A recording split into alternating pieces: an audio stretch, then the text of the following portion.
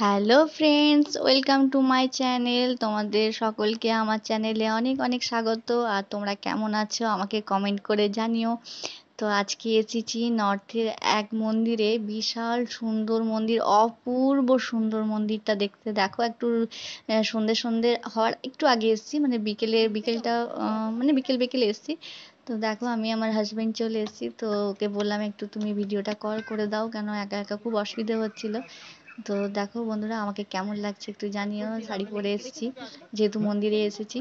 আর মন্দিরটা বিশাল সুন্দর, কেন কি আমার খুব আফসোস হচ্ছিল। একে তো অনেক আমাদের বাড়ি থেকে দূরে, অনেকটাই দূরে, আহ, পুরো নর্থের কাছে, অনেক দূরে না হলেও দূরে আছে। তো দেখো এখানে আমি সবার আগে ঠাকুরকে নমস্কার করে নিলাম। আর অনেকটাই দূরে আছে, তো আমার আফসোসটা কেন হচ্ছে সেটা বলি। কারণ কি খুব তাড়াতাড়ি সন্ধে হয়ে গেল, বেশিক্ষণ থাকতে পারলাম না। আর রাত্রিবেলায় মানে দিনের বেলায় যতটা সুন্দর, রাত্রিবেলায় আরো বেশি সুন্দর। দেখো এখানে বাচ্চারা খেলা করছে, আমি মেয়েকে নিয়ে আসলাম না, কারণ ওর একটু বেরোলেই যেন ওর শরীর খারাপ হয়ে যায়, তাই ওকে ঘরে থাকতেই খুব প্রেফার করি, খুব একটা বার করি না। তো মন্দিরের ভেতরটা একটু দেখিয়ে দিলাম, আশপাশটা খুব বড় মন্দিরটা। আর মন্দিরটাকে যেভাবে বানিয়েছে, মানে পুরো সিঁড়িটা থেকে স্টার্ট, মানে শুরু হতে হতে ঠিক ওপর দিকে যাচ্ছে মন্দিরটা, এরকম ভাবে বানানো।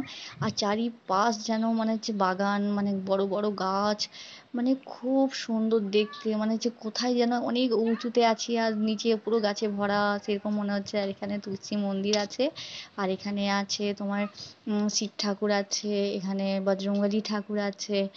আহ, এইরকমই আছে ছোটোখাটো আরও দু একটা ঠাকুর আছে, ছোটোখাটো নয়।